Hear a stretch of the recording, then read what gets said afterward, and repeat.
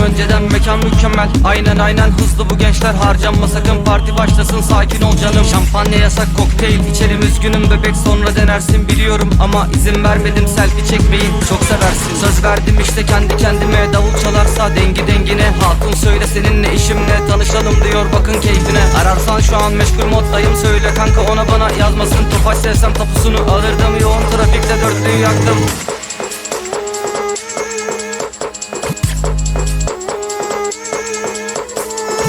Tofaş sevmiyorum, üzgünüm Tofaş sevmiyorum. Tofaş sevmiyorum, üzgünüm Tofaş sevmiyorum. Sönük piyasanız canlansın, ortam fena hatunlar aksın. Alican biraz da renk katsın, bu gece kızları dansa kaldırın. Dansa kaldırın, bu gece onları dansa kaldırın.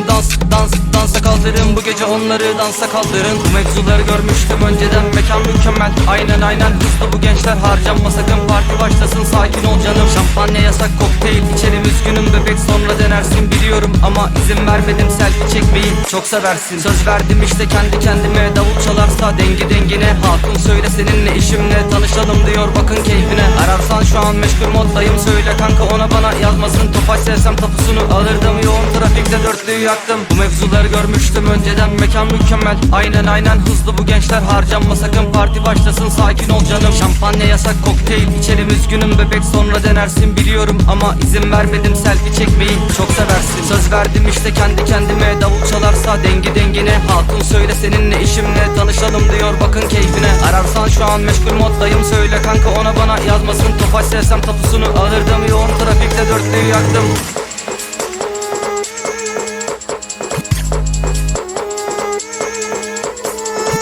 Tofaş sevmiyorum, üzgünüm Tofaş sevmiyorum.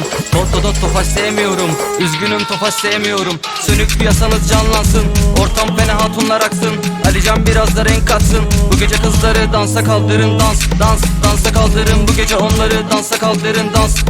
Dansa kaldırın, bu gece onları dansa kaldırın. Bu mevzuları görmüştüm önceden, mekan mükemmel. Aynen hızlı bu gençler, harcanma sakın, parti başlasın, sakin ol canım. Şampanya yasak, kokteyl içerim, üzgünüm bebek, sonra denersin biliyorum. Ama izin vermedim selfie çekmeyi, çok seversin. Söz verdim işte kendi kendime, davul çalarsa dengi dengine. Hatun söyle seninle işim ne, tanışalım diyor bakın keyfine. Ararsan şu an meşgul moddayım, söyle kanka ona bana yazmasın. Tofaş sevsem tapusunu alırdım, yoğun trafikte dörtlüğü yaktım.